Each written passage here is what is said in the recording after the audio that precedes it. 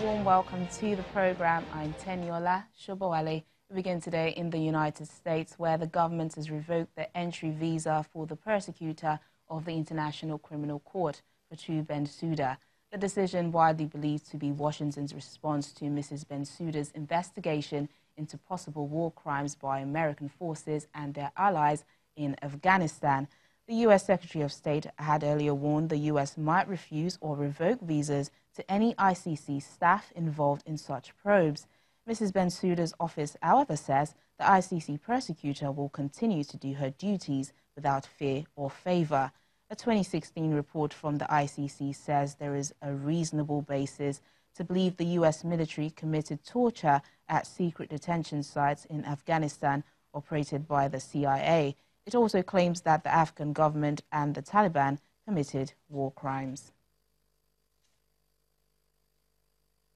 Let's get more on this story from a former ICC prosecutor, Charles Adilgun Phillips. Thank you for joining us on Network Africa. Well, are you surprised by the United States' decision to revoke the entry visa for the ICC prosecutor? Well, not really. They have always they had hinted this since last year, September. One must, however, point out that ICC officials can still travel to the U.S., provided they are going to meetings at the United Nations headquarters. That is always allowed anyway. It's the territory of the United States for personal reasons that they cannot access, but clearly they can still access the UN international territory, as it were, which is situated within the United States. That this is the U.S. response to Mrs. Bensouda's investigation into possible war crimes by American forces and their allies in Afghanistan. What impact will the U.S. revoking an entry visa have on the investigation? None, in my view, and that is primarily because the evidence that the ICC investigators seek, I will be very surprised if such evidence is located within the territory of the United States. My sense is that the evidence that they seek will be located outside the United States, preferably possibly in Kabul, rather, Kabul or in neighboring countries. Okay, well, the United States has also threatened to take additional steps, including economic sanctions if the ICC does not change its course. Do you see the ICC following this case to a logical conclusion? Well, absolutely. They will try, but you have to bear in mind that the United States has taken the step of entering into bilateral immunity agreements with a lot of countries that are members of the ICC. In practical terms, bearing in mind that the ICC has no law enforcement powers of its own, no police of its own, and depends on the cooperation of member states to effect arrest and conduct investigations, all the United States needs to do is to exert pressure on those countries not to cooperate with the court, and that would just ground the system entirely.